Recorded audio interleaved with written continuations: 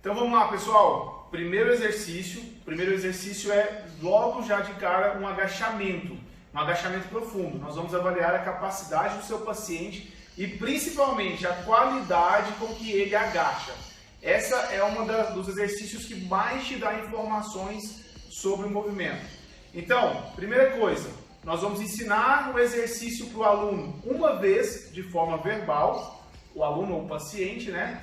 E nós vamos ter que demonstrar uma vez, ok? Ah, você não consegue fazer da forma perfeita. Ok, vocês vão ver que eu não consigo fazer da forma ideal. Porém, você vai demonstrar e mostrar os erros que você comete para o seu paciente. Você pode até brincar, ó, isso aqui eu estou fazendo só para você ver como não faz, beleza? Mas agora nós vamos pegar nos objetivos. Então, eu vou estar aqui com a Odília, ela vai ser minha cobaia, vai ser a paciente. E eu vou ensinar para ela de forma verbal. Então você vai segurar esse bastão. Nós vamos marcar 90 graus de ombro e 90 graus de cotovelo com a pegada, ok? 90 graus de ombro, 90 graus de cotovelo. Os dois pés, eles têm que estar apontando para frente. Isso vai dificultar muito o exercício. O seu paciente vai querer encaixar o quadril. Lembre que quadril, 15 graus de rotação externa é a posição de conforto. Ele vai querer essa posição. Você vai tirar da posição de conforto, ok? E a partir daqui ele vai esticar os braços e tentar agachar o mais profundo que conseguir, ok? São esses comandos verbais que você vai dar. E aí você vai demonstrar para o paciente. Horrível, né? Ok? O que eu fiz de errado? Subir o calcanhar. Não pode subir o calcanhar. Falta de mobilidade de cadeia posterior, ok? Então, agora... Então vamos lá, agora é a vez de passar para ela. Só reforçando, pessoal, nós não, na avaliação funcional do movimento, nós não falamos para o paciente, para o aluno, o que nós vamos estar avaliando. Você só pede todos os objetivos que você quer dentro do movimento, dentro do exercício. E não fala o que você está avaliando. Depois nós vamos comentar tudo que nós vamos estar avaliando do movimento. Então eu vou colocar ela para segurar o bastão. Vou vir aqui 90 graus e vou marcar os 90 graus. Então, flexiono o cotovelo, flexiono o ombro e vou abrindo as mãos até fazer mais ou menos 90 graus de cotovelo, 90 graus de ombro. A partir daqui eu peço para esticar o braço. Marquei a pegada, ok? Os pés apontando para frente na largura do quadril. Abra um pouquinho o calcanhar. Então eu vou pedir para ela, tente manter a melhor postura possível. O braço tem que ficar alinhado com a orelha, ok? Pode tirar um pouquinho para frente, alinhado com a orelha. E você vai agachar devagar. Você tem 3 chances. E você, profissional, tem 3 chances para avaliar o seu paciente. Então, você nessas 3 chances vai tentar atingir os 3 planos. Frontal, sagital e aí a gente vai ver o plano posterior, ok? Então eu vou ver de frente do paciente, de lado e por trás, ok? Vamos lá, pode agachar devagar, vou estar avaliando. Vai mais devagar a segunda. Aqui eu iria mudar, não vou mudar por conta da câmera. Mais devagar. Ela tem uma boa mobilidade, consegue fazer muito bem o teste e ela tem que fazer a terceira chance. A última chance. Ótimo, pode parar. E aqui ela fez o agachamento. Agora nós vamos avaliar quais são os erros que foram cometidos ou não. Então, pessoal, vamos observar agora a vista perfil. Vamos ver o mesmo exercício no perfil, se tem alguma compensação. Pode ir devagar e subiu.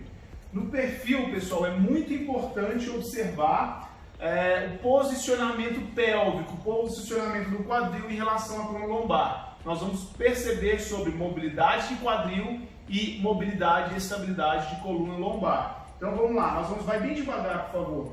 Desce, desce. Ó, ela está mantendo curvatura lombar, certo? A partir desse momento, ela vai fazer uma retroversão pélvica e anula a curvatura lombar. Isso é normal. Por quê? Foram nos últimos graus de flexão que ela fez esse movimento. Se o seu paciente faz isso muito cedo, de uma forma muito precoce, significa que ele tem uma hipomobilidade de quadril e compensa perdendo a curvatura lombar. Isso é muito perigoso para as lesões lombares. Então, pessoal, no perfil, o que nós vamos observar, pode ficar um pouquinho mais. Vamos falar sobre os erros. Então, já falei sobre a relação de quadril com coluna lombar. se ela acelerar essa retroversão nos primeiros graus, isso já é um sinal muito importante para você, principalmente se ela tiver dor lombar. Não quer dizer que ela vai ter lesão, mas já é um sinal muito interessante. Outra questão, se ela não conseguiu manter os braços alinhados com a orelha, começou a agachar, o braço começa a cair para frente e ela vai aumentar a cifose torácica. Vamos simular, vai agachando bem devagar e o braço cai aqui, tá bom? Sobe um pouquinho. O braço cai aqui, ó, e ela faz cifose na torácica, faz uma cifose. Isso, tenta agachar. E o seu paciente vai travar aqui, pode levantar. Ela fez de uma forma exagerada, mas se seu paciente cair o braço e fizer cifose sem manter curva lombar, o que isso significa? Isso é muito importante, pessoal. É aqui que nós vamos avaliar o teste. Significa que ela não tem uma boa mobilidade de cadeia posterior e não tem força suficiente de paravertebrais, principalmente torácicos, para manter esse braço elevado. Então já é um sinal que você vai ter que trabalhar paravertebrais torácicos, ok? Então nós vamos observar o braço alinhado com a cabeça. Ah, outra coisa muito importante, muitas vezes só a cabeça que cai e a coluna. O paciente consegue segurar o braço, mas a cabeça vai lá para frente. Não tem força de paravertebrais torácicos e cervicais para manter essa cabeça alinhada. Então são esses parâmetros que nós vamos avaliar no agachamento. Aqui de frente, pessoal, o que nós vamos avaliar basicamente é em relação a assimetrias em relação à descarga de peso. Se ela começa a descarregar mais peso para um lado ou para o outro. E nós vamos avaliar no plano sagital o alinhamento do quadril, joelho e tornozelo. Se ela tem desabamentos em válvula de tornozelo, joelho e uma rotação interna de quadril, ok? Então é basicamente isso que você vai ter nesse plano. O braço caindo também dá para perceber, mas é melhor perceber no perfil, ok? Então vamos lá, levanta o braço, alinhou o braço com a orelha, pode chegar mais para frente, alinhei os pés apontando para frente. Lembrando, se você deixar seu paciente rodar o pé para fora, ele vai estar encaixando o quadril e fica muito mais fácil. Quando você alinha o pé, você vai estimular mais complexo pós-colateral. E aí você vai predispor a essas adequações, essas assimetrias durante o movimento. Então vamos ver, vai agachando bem devagar. Ó, uma coisa muito importante, aí, ela consegue manter o alinhamento do joelho, quadril e tornozelo. Ela tem um bom padrão de agachamento. Vamos subir. Agora nós vamos simular coisas que podem acontecer com o seu paciente. Você vai começar a agachar, joga o peso para a direita, desviando o quadril para a direita. Ó, ele vai desviar o peso para a direita ou para a esquerda. Correlacione isso com as possíveis patologias que ele tem. Isso pode ser uma estratégia antálgica, ele está fugindo de uma dor de joelho, uma lesão de quadril ou uma lesão na coluna. E aí ele vai descarregar esse peso mais para um lado ou para o outro. Isso é muito importante na hora da prescrição do exercício, porque você vai ter que saber adequar isso. Outra questão, os valvos de rotação interna. Você vai deixar o pé cair para dentro e o joelho vir para dentro quando vai agachando. Olha, o joelho vai, rotação interna de quadril, pode subir. Isso pode acontecer de uma maneira mais sutil, nós exageramos um pouquinho aqui. Isso pode acontecer unilateral, agacha, só o joelho vai para dentro, só o direito para dentro.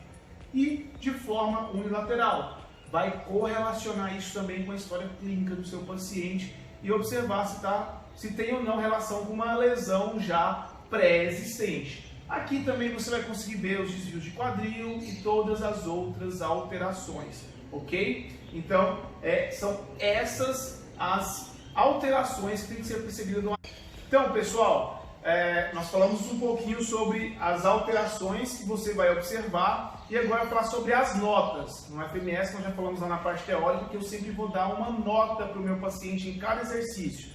Esse é o aspecto quantitativo da avaliação. É o menos importante, eu já adianto, para a gente profissional. O mais importante é o aspecto qualitativo, eu tentar perceber a qualidade do movimento. Mas para o paciente é muito importante esse aspecto quantitativo.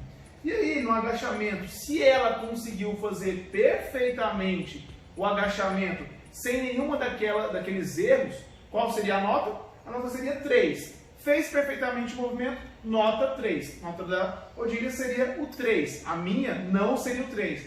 Porém, para mim, você ainda não daria nota. Aquele padrão levantando o calcanhar, sem ter mobilidade para fazer o agachamento profundo, você não dá a nota ainda. Nós vamos fazer uma adequação vou tirar a cadeia posterior da jogada e vou ver se os erros que o meu paciente cometeu, eles somem. Aí eu vou ver se ele não pode ter mais nenhum erro depois dessa adequação que eu fizer, ok? E essa adequação vai ser justamente usar algum objeto, no caso do kit, você vai usar a régua para elevar o calcanhar do seu paciente. Essa régua, ela tem mais ou menos 5 centímetros de espessura. Você pode usar qualquer objeto de 5 centímetros para subir o calcanhar do seu paciente, inclusive um salto, ou o próprio tênis, ele subir em cima do próprio tênis. Tem que ser mais ou menos essa espessura. Eu vou colocar aqui atrás dela e ela vai colocar o calcanhar em cima com a ponta do pé ainda no chão. É como se ela tivesse salto. E o salto vai facilitar muito esse movimento. Por quê? Porque eu vou deixar a cadeira posterior já previamente encurtada, ok? Só que a partir dessa adequação que eu fiz, o movimento tem que ser perfeito. Então, ela já tinha um movimento perfeito sem subir o calcanhar. Agora não vai ter problema. Vamos lá, ela vai fazer a mesma coisa. Levanta o braço, eu marco os 90 graus de cotovelo e os 90 graus eu marco com a mão, abrindo ou fechando as mãos, ok? Subir. E aí eu vou pedir para ela agachar bem devagar. E aqui eu dou mais 3 chances. Ok? E levantou. Se ela fez perfeitamente elevando o calcanhar, cometeu erro sem elevar o calcanhar, mas agora que eu elevei o calcanhar, ela fez perfeitamente, qual seria a nota? A nota seria 2, porque ela conseguiu fazer perfeitamente depois de uma adequação que eu fiz, ok? Fez perfeitamente sem adequação, nota 3.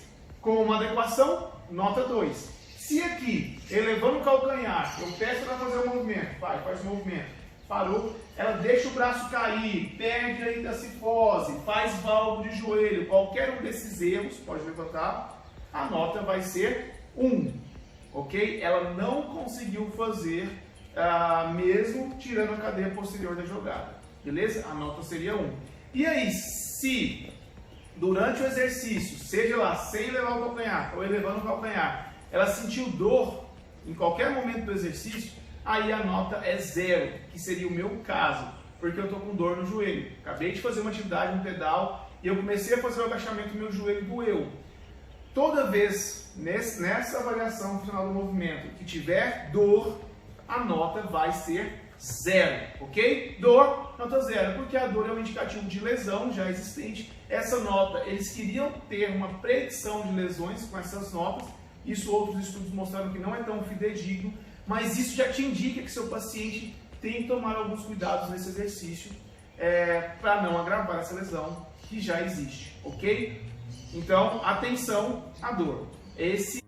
Pessoal, nessa avaliação do agachamento, para você confirmar se o seu paciente consegue fazer perfeitamente, se ele tem uma boa mobilidade, nós vamos usar alguns parâmetros da tíbia e do tronco. Eu vou pedir para ele entrar no padrão do agachamento, ali os pés, ponta para frente, levantou os 2 braços, e aí marquei os 90 graus, fecha mais as mãos, fui muito, abre um pouquinho, subiu, e eu vou pedir para ela agachar bem devagar. O meu objetivo é que ela consiga fazer 2 linhas paralelas entre o tronco e a tíbia. Como que nós vamos ver essas linhas? Agacha, agacha, agacha, agacha, parou aí. Olha aqui, ó. Essas são as 2 linhas paralelas, ok? Em alguns casos, o seu paciente vai jogar o tronco muito para frente dentro do tronco. Ele vai perder essa paralela. Ou só um pouquinho, só. Levanta tudo, levanta, agacha. Aí, mais, levanta. Ou o tronco muito para trás. Para aqui, ops. E aí vai ficar assim. E não faz as linhas paralelas. Então, o objetivo é que ele tenha mobilidade para fazer 2 linhas paralelas entre o tronco e a tíbia. É esse o objetivo, tanto com o calcanhar no chão ou com o calcanhar elevado.